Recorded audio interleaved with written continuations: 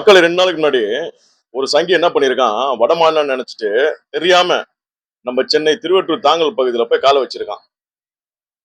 எதுக்காக வச்சிருக்கான்னு கேட்டீங்கன்னா,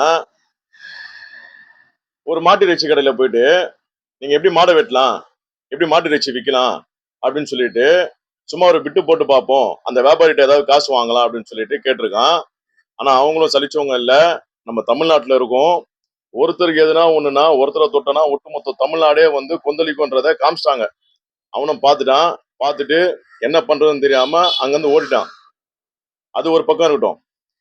மாடை வெட்டுறதை மட்டும் கேள்வி கேட்கிறீங்களா சங்கிகளா? மனுஷனை வெட்டுறாங்களே அதை ஏதாவது கேள்வி கேட்கிறீங்களா? ஏன் அதை கேள்வி கேட்க மாட்டேன்றீங்க? வாயை மூடின்னு இருக்கிறீங்க. ஏன் அப்ப செய்யறதே நீங்க தானே செய்றீங்களா அந்த விஷயத்த?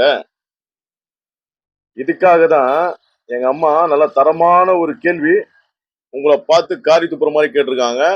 வீடியோ பதிவா வருது, பாருங்க. நாட்டாம பண்றது கட்டிங் வாங்கி சாப்பிடுறதுக்கு அலையிறான் அந்த ஆளு. பத்திரத்துக்கு வந்து கார்கில் நகர்ல வாங்கி போயிருந்துக்கிறான் 30,000 ரூபாய். இங்க வந்து அதையா ஃபாலோ பண்ணலான்னு வந்தான் போனது. ரொம்ப ஆடு மேல மாடு மேல அக்கறை அவருக்கு. இதெல்லாம் என்னத்துக்கு உழைக்காம வந்து உடம்ப வளர்த்தணும்னு நினைக்கிறேன். 100 வருஷத்துக்கு மேல இருக்குது அந்த கடை, மாட்டுக்கறி கடை.